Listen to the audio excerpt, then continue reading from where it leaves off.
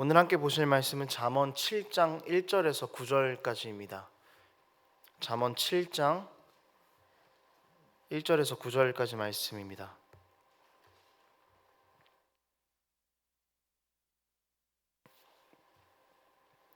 제가 읽도록 하겠습니다. 내 아들아, 내 말을 지키며 내 계명을 간직하라.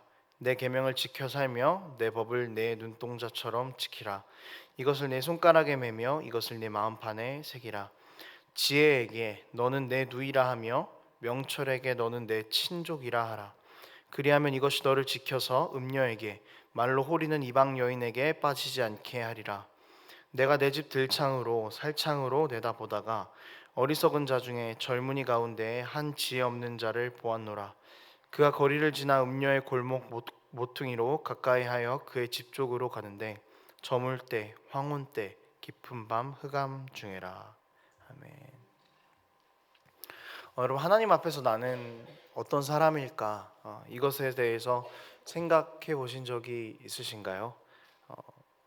다른 사람들한테 한번 물어보기도 하고 또 때로는 나 스스로 답을 찾으려고도 해보셨을 것입니다. 하나님 앞에서 나를 가장 잘 파악할 수 있는 방법이 있습니다. 좀 우스갯소리로 운전할 때 내 모습을 보면은 하나님 앞에서 내가 어떤 사람인지를 알 수 있다라는 생각을 할 때도 있는 것 같아요. 네, 아무튼 나를 가장 잘 파악할 수 있는 방법, 하나님 앞에서 내가 어떤 사람인지를 알 수 있는 방법은 아무도 나를 보지 않는 곳에서 혼자 있어 보면 됩니다. 생각 이상으로 우리는 사람들의 시선을 신경을 많이 씁니다. 뭐 그리스도인이니까 이 정도는 해야지. 다른 사람들보다 나은 모습은 있어야지라고 하면서 사람들이 나를 많이 보고 있을 때는 정신을 딱 붙잡고 있는 거죠.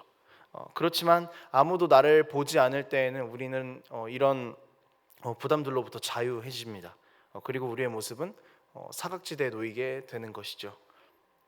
이 자리는 우리에게 정말 가장 취약한 자리입니다.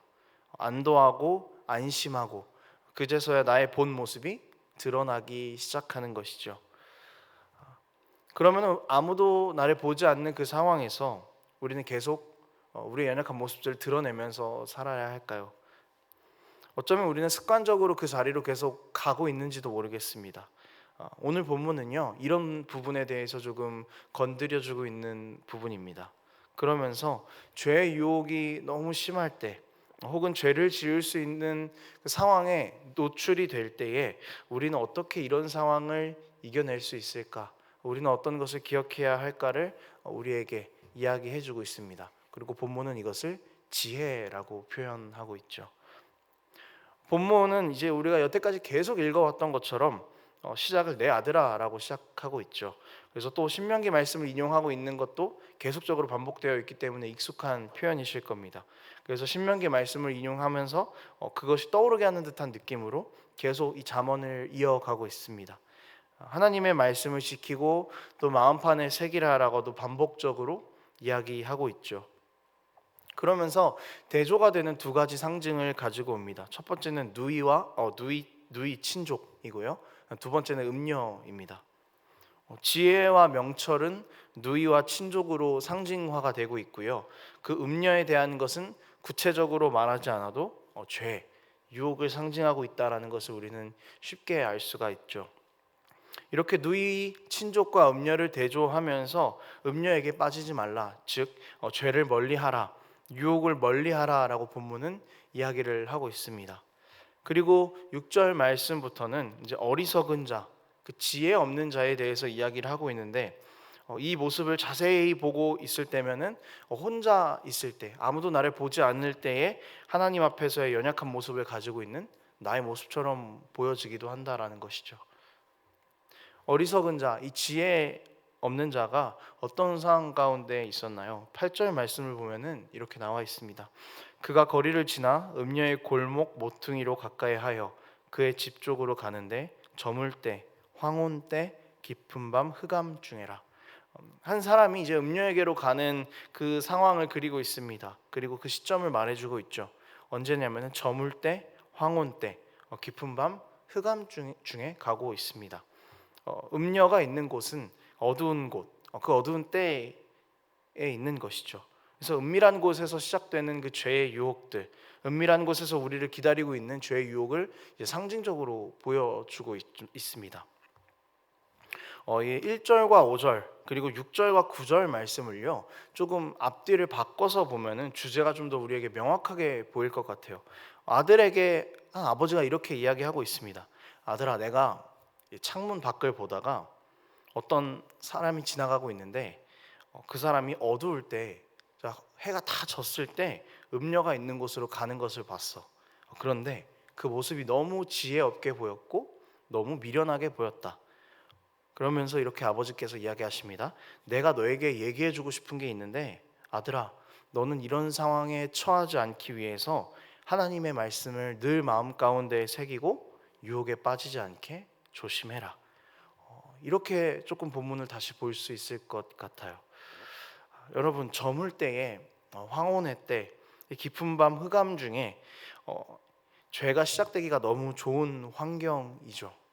본문의 한 사람은 마치 무언가에 홀린 것처럼 그때 음녀를 향해서 가고 있습니다. 그에게는 그곳으로 가는 것이 가장 안심되는 일이었을지도 모르겠어요. 밤이니 아무도 나를 보고 있지 않고 밤이다 보니까 아무래도 감성적인 생각을 하게 되고 또 이성적인 생각을 잠시 내려놓게 되는 것이죠. 심지어 하나님께서 나를 보고 계시고 하나님께서 나와 함께 하신다는 것조차도 배제하고 싶었던 것 같아요. 시기적으로 이제 밤에 비유하면서 죄에 노출되기 가장 좋은 환경에 죄의 자리를 향해서 가고 있는 것을 그려주고 있는 것입니다. 그리고 가장 죄에 잘 걸려서 넘어질 수 있을 때를 보여주고 있는 것이죠. 여러분, 우리가 죄에 가장 잘 걸려서 넘어진 때는 언제인가요? 하나님의 시선을 완전히 잊어버릴 때는 언제일까요? 본문의 어리석은 사람은 이때가 바로 밤이었습니다. 여러분들에게 아무도 나를 보지 않을 때는 언제인가요? 언제 가장 죄의 유혹을 견뎌내기가 어려우십니까? 너무 다양한 때, 그리고 또 너무 다양한 영역들이 있을 것 같아요. 자녀 양육의 문제도 있을 수 있겠고, 가족과의 문제도 있을 수 있겠고, 사업의 문제도 있을 것이고, 재정의 문제도 있을 것이고, 다른 사람과의 관계의 문제도 있을 것이고, 또 교회 안에서의 문제도 있을 것입니다. 너무나 다양한 문제들이 우리를 넘어지게 하죠. 어리석은 사람에게 밤이 하나님의 시선조차 잊게 만들었던 것처럼 하나님의 시선을 잊은 채로 행하게 하는 연약한 부분들이 우리 가운데 분명히 있다라는 것입니다. 죄 때문에 이제 연약함으로 자꾸만 그런 부분으로 향해 가고 있는 우리에게, 하나님을 배제하고 모든 것을 행하려고 하는 우리에게 오늘 본문이 이것들을 이겨낼 수 있는 방법을 제시하고 있는 것입니다.